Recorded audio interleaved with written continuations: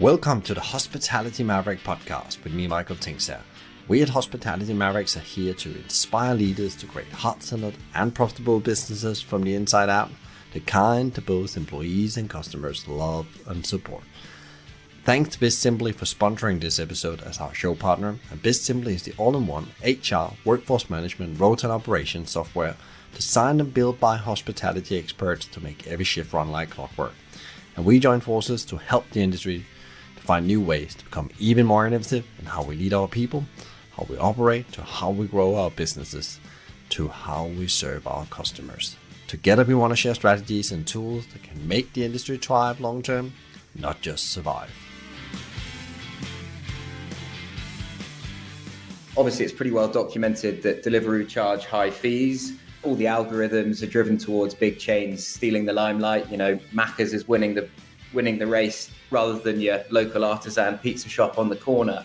But I think the thing that really stood out to me that really accelerated us jumping on the opportunity was the fact that a lot of the feedback we were getting from restaurants was that we hate the association with other low quality brands and perhaps even the big apps themselves. So aside from the business choices, it was more about brand association that didn't always sit too well. And we saw that evidence when we went live.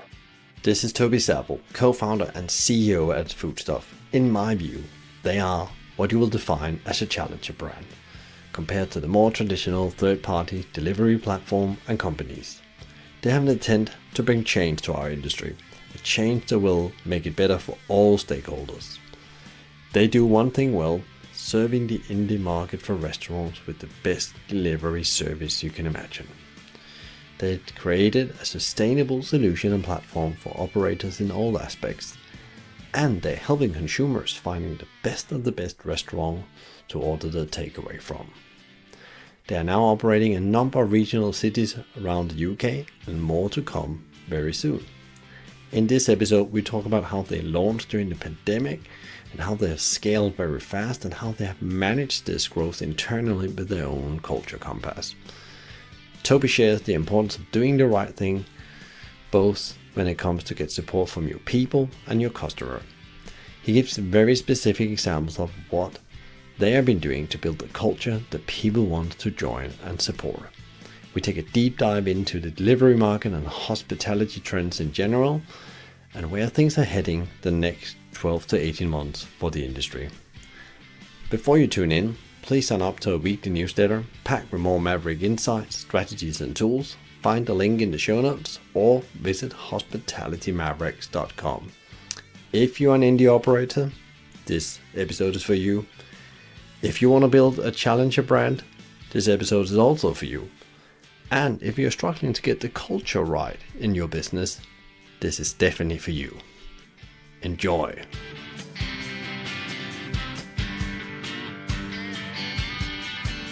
I'm very excited today. This is one of my favorite topics to talk about when we talk about the industry, because it has meant so much the last couple of years, and the pandemic really accelerated. And we're going to be talking about the delivery market, and Peter Backman and I also talk about that a lot when we have our conversations. But today we're going to talk a bit about, challengers to the big ones. When I say the big ones, you know who they are. And this is a challenger brand out there called Foodstuff, and they have this amazing team. And we're very lucky to get Toby, the co-founder, to come by today and actually talk a bit about what they're doing and what they're trying to change. And I can tell you there's some interesting things going on outside London right now when it comes to the delivery market. So with that said, welcome to the show, Toby. It's a great pleasure to have you here. Thanks very much for having me. Nice to see you, Michael. Yeah, and we know each other way back from when I met you standing and trying pitching trail to me in the I think it's about 4 or 5 years ago, isn't it?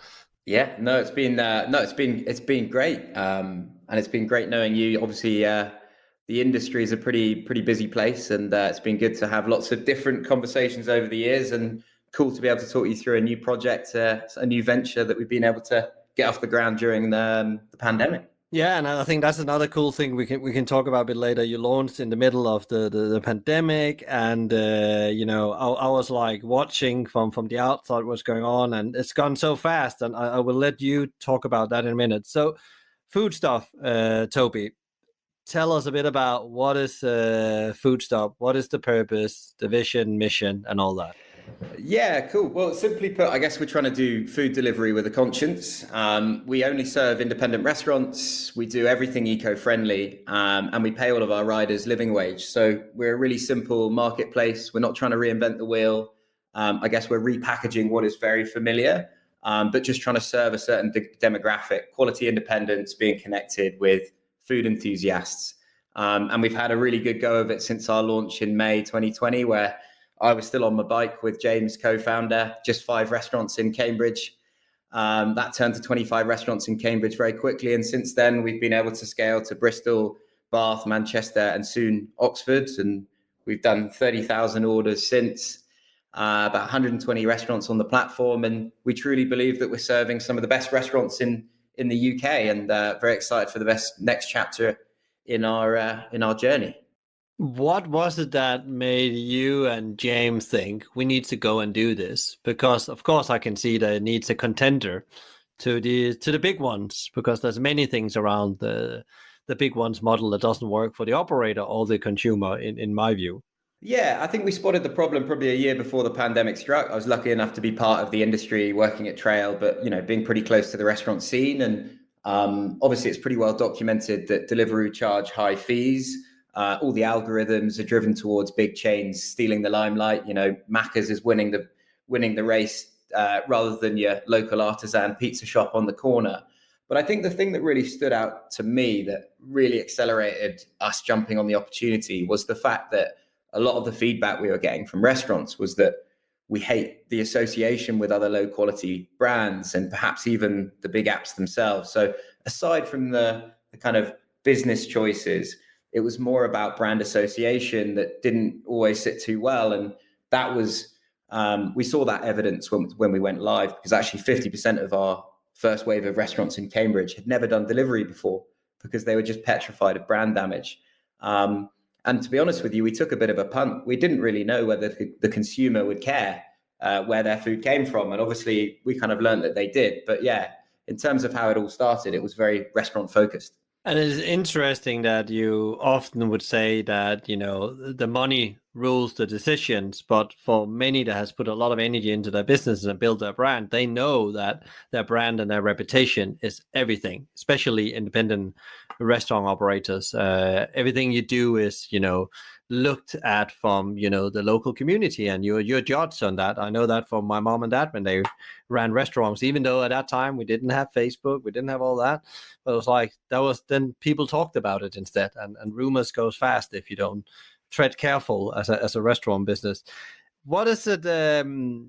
You've been on a journey. You just mentioned a very fast expansion. What is the future looking like? Because you are challenging the Deliveroo and Just Eat and all the other apps, and they're all over the place. Is that also your plan as you go forward? You're outside London now, but are you coming to London? What are the big plans? Yeah, I think for us, we're definitely focusing on satellite cities for now. The reason being is that we have more time to really learn our craft and work with communities. And I think that's really important. I think it's fair to say that it's less convenient to use us at the moment. Technologically, we don't have an app. We're just running off a website, and we've received a huge amount of traction without, which is awesome. And we thank our customers for sort of going through that. And we're hoping to change that soon.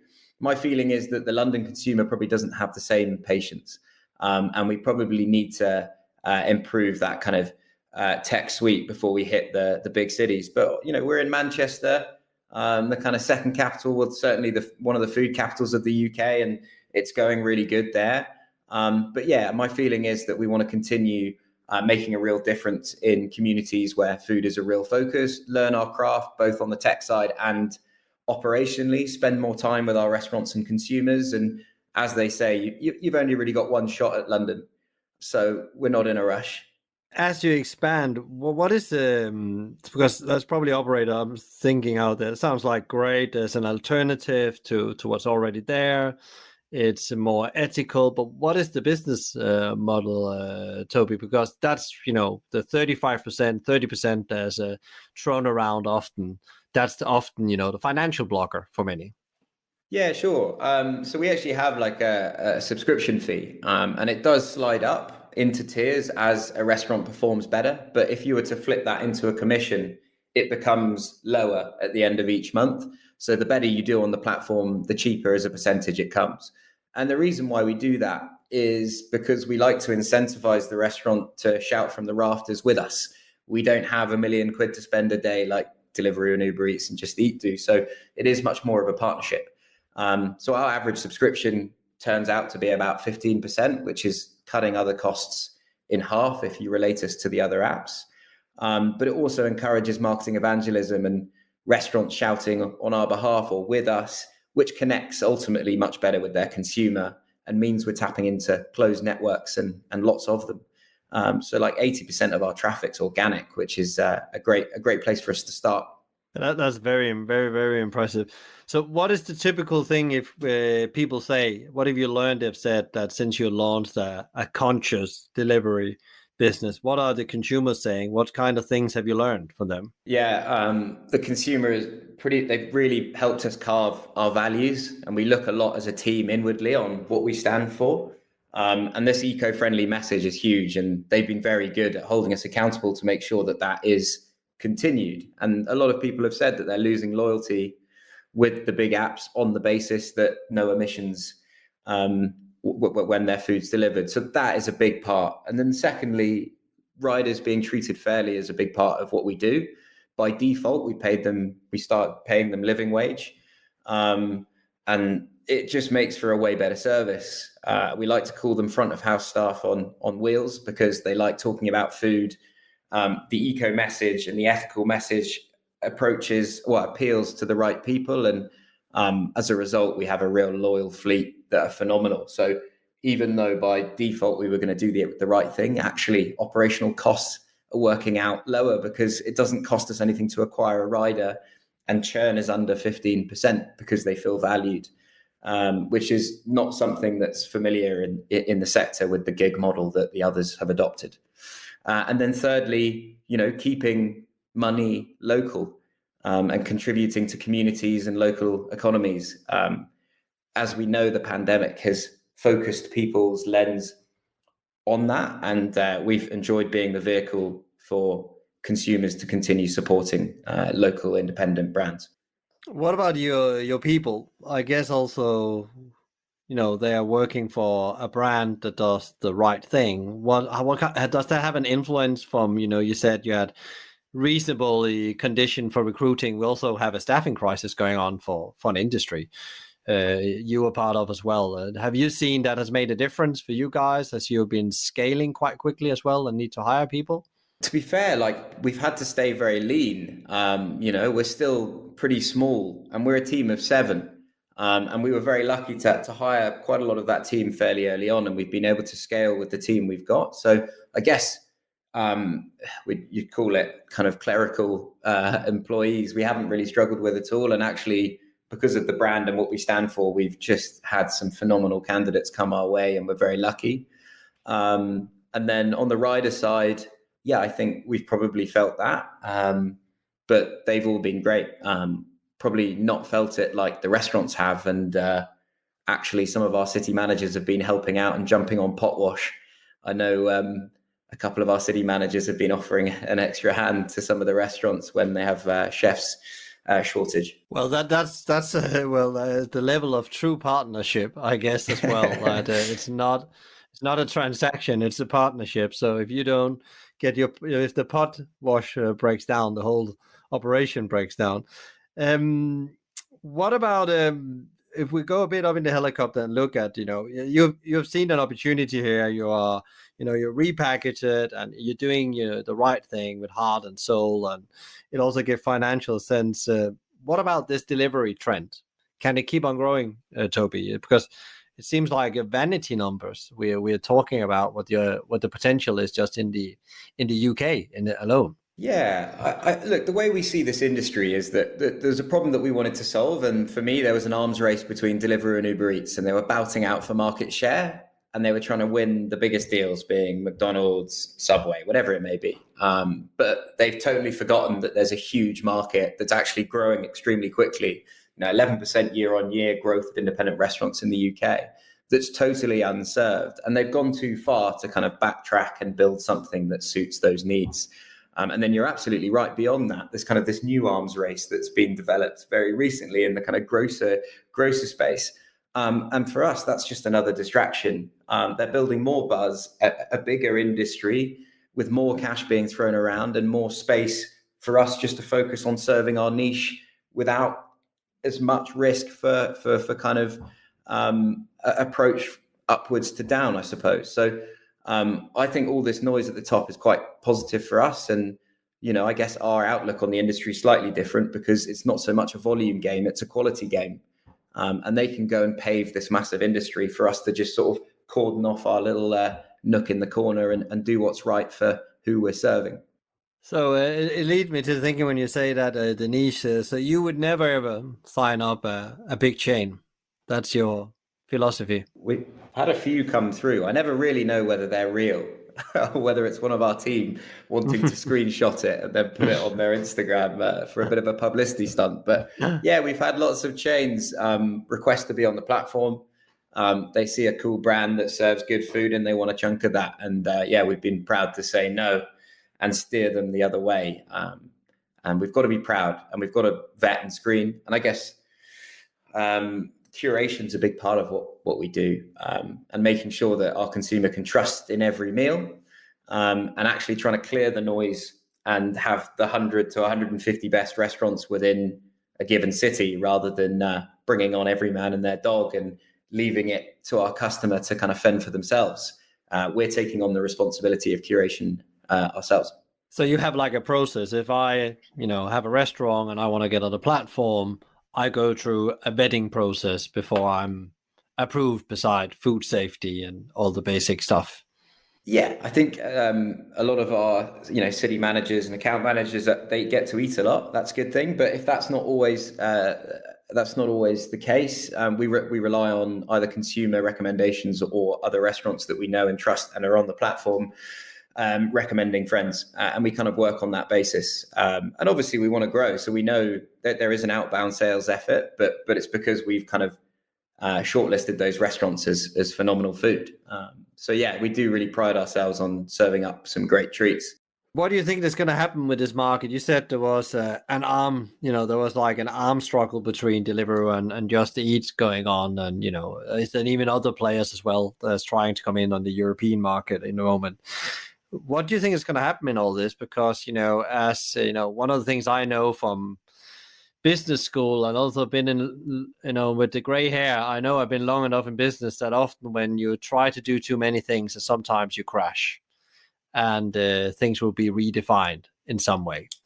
What do you think is going to happen with this delivery market? Is this going to be a group of big ones always and then a small ones like yourself doing the niche? How is this market's going to develop in the next couple of years? I think something big needs to happen. Yeah, I'd imagine. What's quite weird is that there's not much around us. There's not a lot between what we're doing and what Deliveroo are doing. If you look at the space between Deliveroo, Uber Eats, and then what we're up to kind of serving the independent niche, there's a massive amount of space for people to move into. And it's very difficult to tell, but I kind of feel like they are pretty distracted by what's going on in the grocery space. 30% of Deliveroo's revenue was grocery, right? And now that's being that's being disrupted. It looks like acquisition is going to be the game in that last mile grocery space. Just, I think only 2 of them will survive. Perhaps there'll be a similar issue for independent retail and grocers that Deliveroo and Uber Eats sort of caused for restaurants in that space in a couple of years' time. Maybe there's just a couple of last mile or dark store grocers left, and then we can go solve another problem in other verticals. But for now, there's a lot of cash being flown around. There's a lot of big companies growing very fast, and we tend not to be distracted by that. We're kind of focusing, and as you say, with laser focus on specializing a service for indie brands and connecting them with food enthusiasts, and hopefully just keeping on our toes and adapting as the market shifts. You have quite a good idea about the indie market, because often in hospitality, and you look in the news and so on, that's not talked about. It would be really interesting to hear your view on how what is the health check of the indie market. I would not dare to say, knock on wood, post pandemic, but on our way out of the pandemic, what is the health check? Because there's been a lot of concerns what would happen with that whole indie market with the pandemic really hit them hard. Totally. Yeah, it's definitely been tough. And I've seen some unbelievable stories. Some of our vendors were kind of crowdfunding. They were in so much trouble and they still wouldn't sell their soul to the devil and go on Deliveroo, and they remained exclusive with us. There's just some unbelievable stories that, they're sacrificing potential new revenue streams just because they have such strong values, whether it's sustainability or just reputation, So we've definitely seen some tough storylines, but I think we are genuinely out the other side now. We've had this really big sense of positivity coming out of, I guess, the kind of lockdown, the ease of restrictions, consumers heading straight back in to see all of their favorite indies. That's just totally rejuvenated the sector. And actually, we kind of felt that, and we kind of enjoyed that. The pendulum swung towards footfall during July and August. And now we're slowly seeing it come back as we're going into September, and just inbound sales are kicking off and people are getting their delivery strategies sorted for November, December until March, really, which is where it gets pretty silly for us. But no, I think anyone that's made it this far is out the other side, and they're always very positive regardless of how bleak it looks. I think hospitality has had its fair share of battles and wars. They're a pretty disheveled bunch, but they always come out strong. Yeah, and I agree, that there's a lot of optimism in a moment. But that's good to hear that you're feeling the same with, because the independent market is so important. It's still the biggest part of our restaurant market, and they are feeding communities with jobs and people's livelihood as well. So that's really good news. A bit back to you and the team. You started out being a founder about a year ago. That's a big step, going from the paycheck to become a founder. And how is that? Is there anything on that journey where you really have to unlearn things? Because, suddenly the world is very different from one day to the other. From you two guys on bikes to suddenly you are dealing with investors and fast moving business. Yeah, no, totally. Big change. And I guess because you're moving very quickly, you don't really get a chance to take stock. You definitely don't do any patting on the back. You're always just running forward. The hardest thing to do is look a couple of days or weeks or months ahead and start planning for that, because it's very difficult when you're running before you can walk to really learn from mistakes and avoid them next time. We put a real emphasis on getting smarter people around us very early on. So we've got some great advisors that kind of span businesses like Trail, like IBM, like Deliveroo. We've got some old ops directors and stuff that do a lot of work with us, and also Truva as well. So on the advisory front, we've got some great people around us that are on the end of the phone that really helps. It's not always skill-based. It's more about just look, this is normal, that genuinely helps. But we've got a team of 7 people who are just incredibly passionate about what we're doing. And that always fills you with a great amount of confidence. And a lot of them have sacrificed better paying jobs and, have families and are taking a punt on Foodstuff's mission. And that fills us with great kind of pride, really. And they always say, hire us better than you. And we've definitely done that. So, it's been a great learning experience. And I guess, you never quite catch up. We're moving into a new era. There's a consumer app coming. We're scaling to more cities, and it will be a never-ending waterfall, and infinitely, I imagine. Is there one thing you can say that has been my biggest, thing I need to leave behind? That mindset or that idea about the world, I just need to leave that behind. in my world as a founder. What's quite interesting is, I guess, like as a kind of, I worked in partnerships, more commercial roles, and there's, I guess, like your mentality, particularly at some of these startups where you're trying to scale aggressively, it's just kind of like success at all costs. And I kind of imagined as a founder, I'd have the same sort of mentality. But then when you become responsible for other human beings, they're part of your team. I kind of left that mentality behind, and it became more about values. So we spent a lot of time like what makes Foodstuff, and what makes us proud to work here. We built something, well, we built a bit of a compass, I suppose, that when we're forced to make decisions at speed, we pull on these particular kind of values that are our own, whether it be transparency, honesty, all this kind of stuff that differentiates us from what we see as a pretty ugly industry, really. So the kind of success at all costs, as a young kind of hungry person, I think, has probably been softened slightly. There's still a huge amount of ambition and hustle, but there's also a lot of other important stuff that has to contextualize that, I suppose. I think it's super interesting you're saying that, because I guess also as you did the direction you're going, you're going to scale this team very fast. And it's very interesting you said you had a compass. So just to clarify, that is that like some clear values you have written down and have a piece of paper you use for induction, hire people to make business decisions. This is like it's like written down tool you have, and that's going to help you scale, I guess. Yeah, and it's something that the team did. It's what we did as a team. So yeah, we're all on the same compass, and hopefully we can move in the right direction, and not compromise our values, because you get caught out. You get caught. You would get caught out by your consumer, your rider, your restaurant, and we've got three components of the business that need to feel we've got their back. And if as a team of 7 or 8, we don't have that documented, it's very difficult at the speed we're moving to stay true. So, those values may change, they may evolve. We might decide to remove or add as a team, but yeah, they're certainly front and central for us all to play on. It's interesting you said that. Why did you decide to do it together? It was not the founders to sit down and said, here you go, here's the compass, this is our game plan. Yeah, I think it's probably led by the team. Well, we try and, because we're quite a regional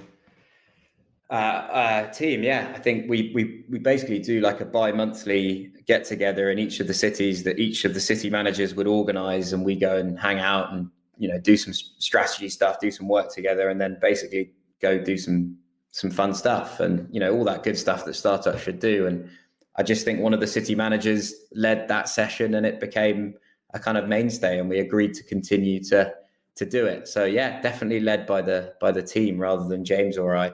That's super cool. That's super cool. So that's what I call freedom to the front line, in principle. And sometimes the best ideas comes from the people that is in the front line. So that's a really good skill to have already for you and James there. What is your prediction for hospitality delivery? What's gonna happen if you had a crystal ball the next 12 to 18 months? It's always difficult one. It's an unfair one, but like you have your best bet here today. Well, my slightly biased opinion is that we're in the honeymoon period for independent food, quality stuff. People are happy to part with a bit more cash to spend money on good food. People are also pulling on all of the heartstrings that make this world a better place as a result of the pandemic. That's the silver lining. People want to support local. They want to eat better. They want to eat from better places. They want to keep money locally, but also the whole rider eco-friendly message is a big thing at the moment. So my feeling is that we're in the kind of right time, right place to be serving the independent market. I think, there may be, the way we see it in terms of quality independents that meet our brand, there's probably 7,000 across 60 odd cities that are addressable to us. Perhaps I think there'll be 10,000 within 5 years. The consumer dictates that. And I think we're going to see an awesome influx of amazing independent brands that'll be taking up sites that have closed, perhaps from casual dining or big chains that have dropped a few. So I hope that we're at the front of a bit of an indie wave that means we never have to look outside of this industry, because it's definitely the most exciting place to be. Yeah, and it is so interesting. I agree with all you're saying, and I've actually been talking with a couple of people that has, decided not to go back and take a job in hospitality, even though there's a big need for people to come back, and they're working on their own projects because they want to do something better for they want to come up with a better concept as think about the people that work there, the community they're part of, and have some kind of impact on the planet as well. And it's super interesting to see all these entrepreneurs, some of them very experienced people that's actually gone out of the internet. I think they're still here, but they're gonna come back with new brands, smaller brands, and I think you will see less of the big chains. I think you're spot on that, Toby. What about you, Toby? You are on an insane journey. You just said like sometimes you can, look a couple of days ahead, or then you feel lucky as the founder. You can see so clearly at 3 days ahead.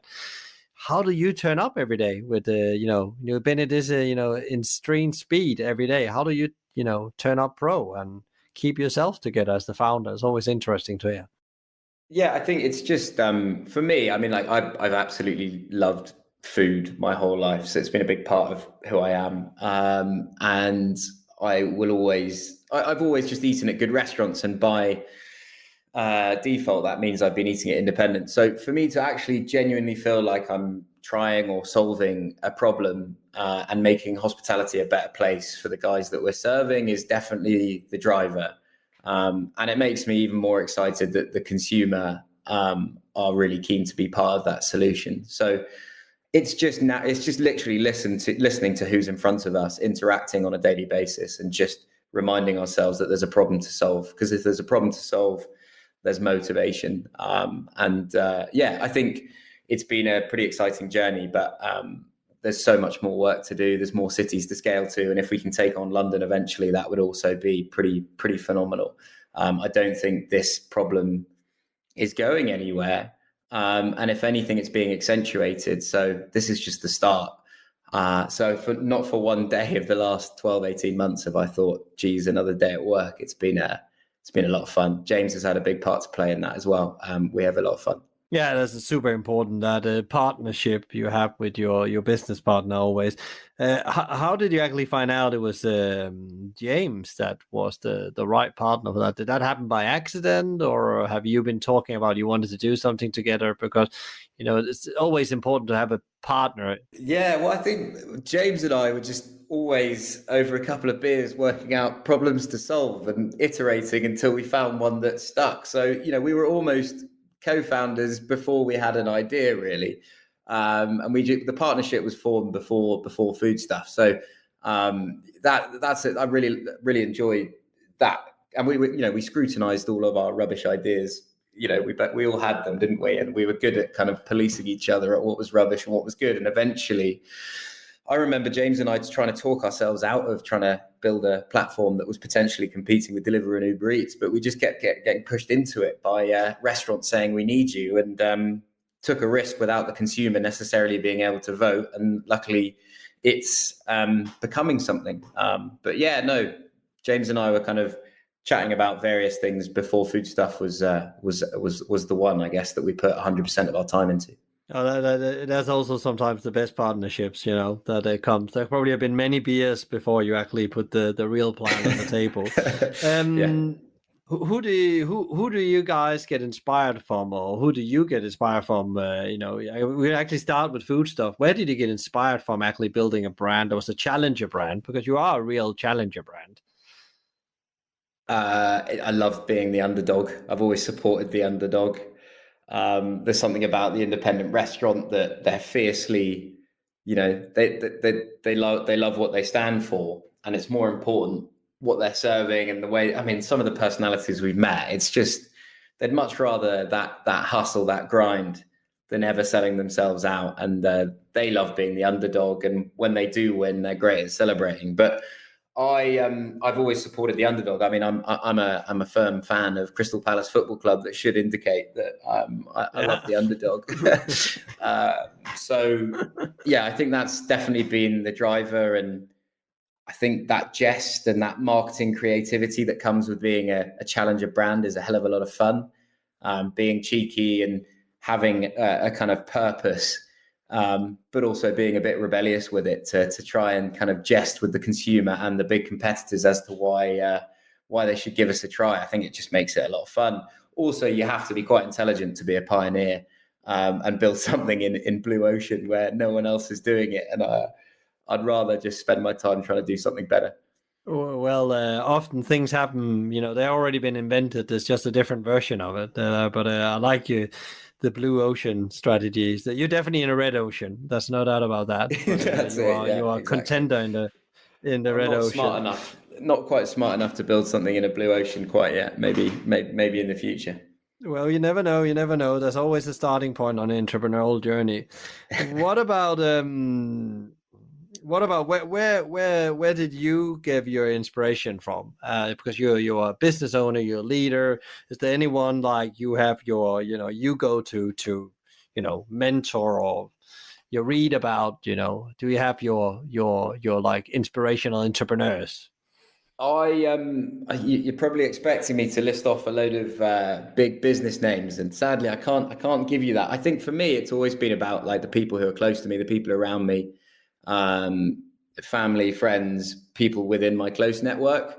I've never been one to necessarily become too attached or idolize people I've never sort of met before, nor have I had that eureka moment in a convention hall listening to some, millionaire say a few words. So, I'd much prefer to rely on people who I know tangibly, and I've been very lucky to have some great people around me. But if I was going to name a few names, I'm just into the food, really. People like Anthony Bourdain, adventurers, people who get outside, people who achieve stuff, go into the unknown. That's always been exciting to me. Yeah, there's a lot of people besides the millionaire or the people in the conference room. I absolutely agree. There's so much unsaid potential sometimes in people around you as well.